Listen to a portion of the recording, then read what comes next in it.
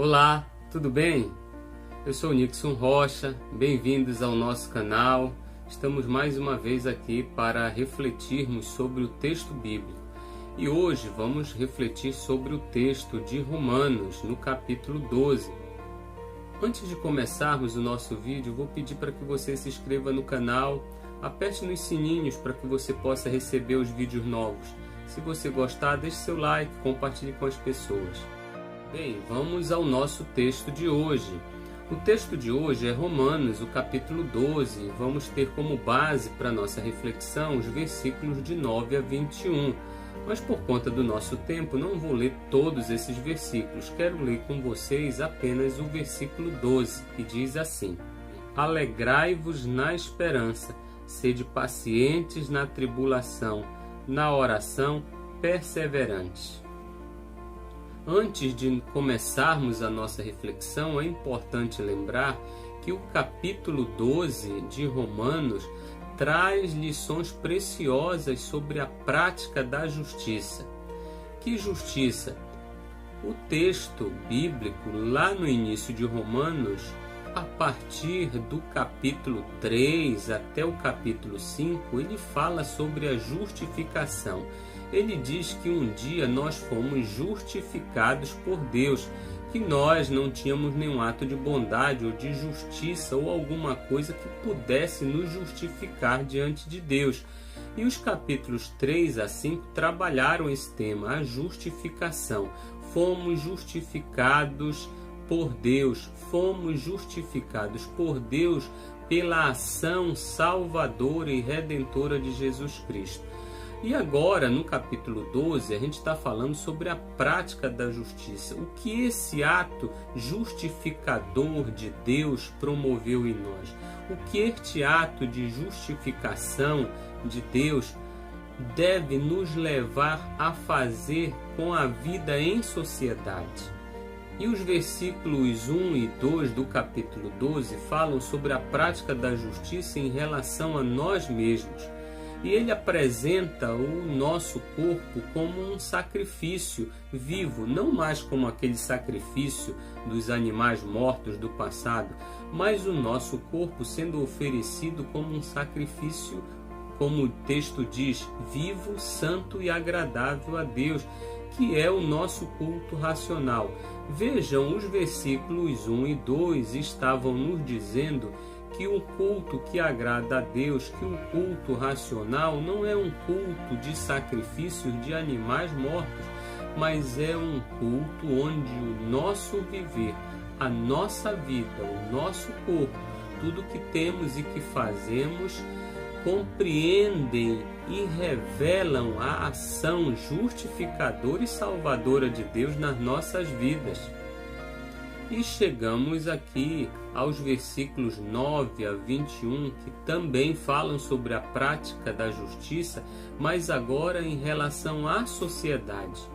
Vejam que os versículos 9 e 10 falam que o nosso amor deve ser um amor não hipócrita, um amor cordial, um amor fraternal, e que nós devemos detestar o mal e praticar o bem, nos apegarmos ao bem.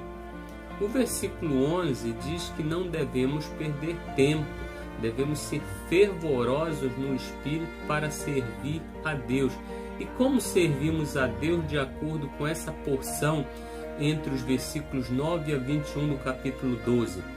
Servimos a Deus quando amamos as pessoas, quando fazemos o bem e quando fazemos isso de uma forma diligente, tendo em mente que estamos servindo a Deus. Esse é o culto racional que fala o capítulo 12.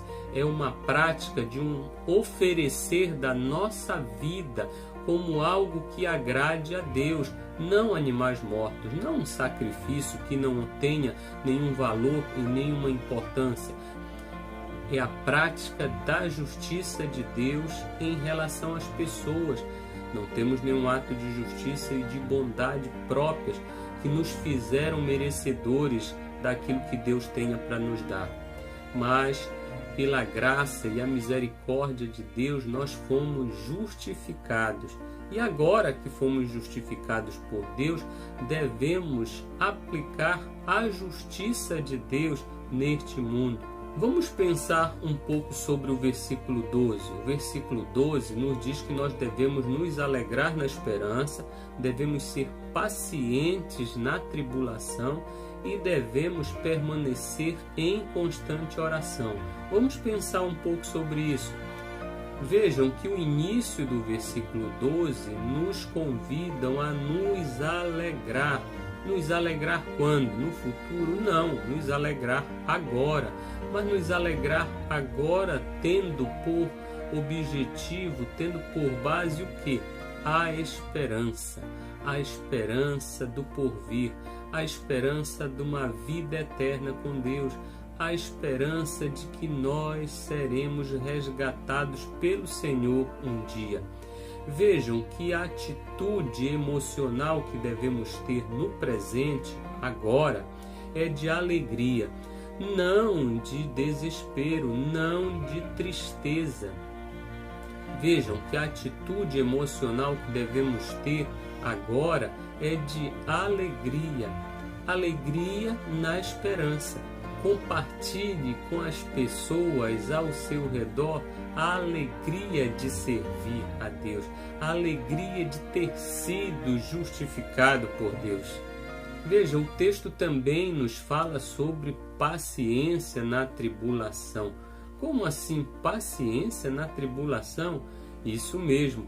Normalmente as tribulações, as aflições geram inquietação, geram ansiedade, geram a vontade das pessoas tomarem uma atitude, mesmo que seja intempestiva, mesmo que seja abrupta. Mas essas coisas não ajudam.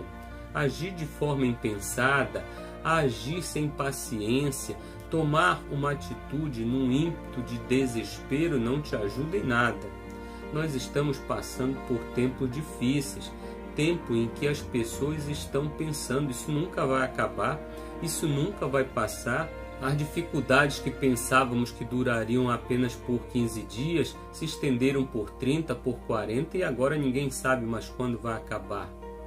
E o que vamos fazer? Vamos perder a nossa alegria? Não, o texto bíblico diz para nos alegrarmos na esperança. Diz que devemos ser pacientes na tribulação. Essa paciência deve nos conduzir à calma, à tranquilidade, à serenidade, à paz do Senhor. Vamos continuar pacientes, vamos continuar aguentando. Há uma música conhecida em inglês que traduzida diz aguente, aguente firme, aguente firme. Eu digo para você, aguente firme, essas coisas vão passar, essa dificuldade vai passar, mas as tribulações sempre vão existir. E o que você vai fazer? Você vai ser paciente, você vai esperar em Deus. Por quê? Porque você tem esperança. Você não é como aquelas pessoas que não têm esperança. A sua esperança é que você foi justificado por Deus.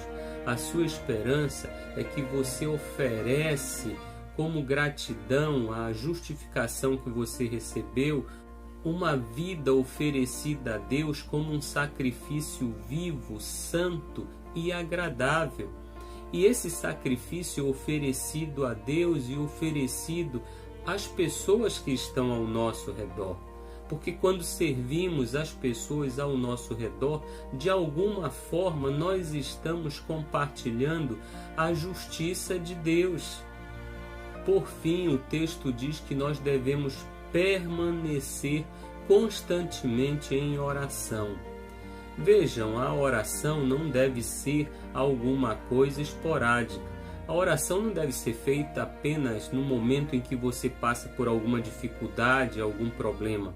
A oração deve ser alguma coisa que faça parte da sua vida, todo dia, porque nós não temos dificuldades e lutas apenas uma vez na vida. Enquanto vivemos neste mundo, nós passamos por várias dificuldades e lutas. Hoje é o coronavírus, amanhã não sei o que vai ser, mas sempre nós temos enfrentado dificuldades financeiras, familiares, emocionais, existenciais. As dificuldades existem a todo tempo. E o que nós vamos fazer? Perseverar em oração. Oração, sim, oração. A oração é um exercício de fé que nos ajuda a equilibrar os nossos sentimentos e as nossas emoções, os nossos pensamentos de uma forma correta. Gosto de lembrar do ensinamento do reformador Calvino sobre a oração. Ele ensina que a oração não é apenas uma forma de informar as nossas necessidades, como se Deus não conhecesse todas elas. Claro que Deus conhece todas as nossas necessidades. Ele é onisciente, Ele conhece todas as coisas, do presente, do passado, do futuro. Ele sabe todas as coisas. Ele conhece todas as nossas necessidades.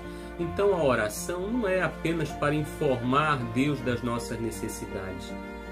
Mas também diz Calvino que a oração não é para lembrarmos Deus, porventura, de alguma obrigação que Ele tenha esquecido. Deus sabe das suas promessas e Deus é sempre cumpridor de todas elas.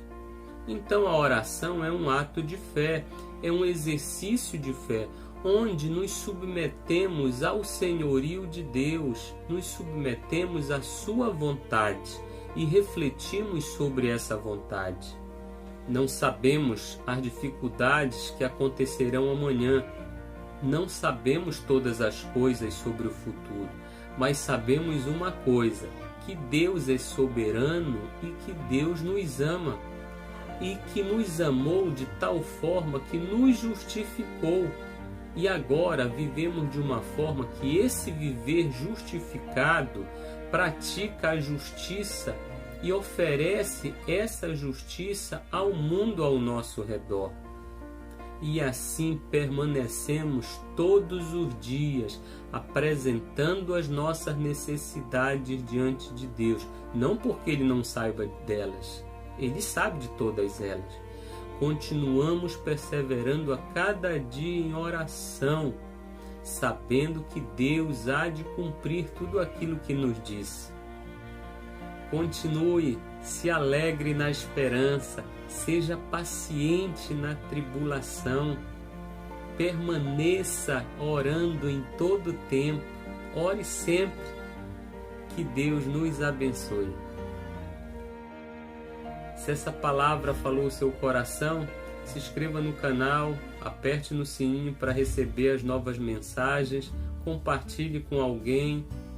Que Deus nos abençoe.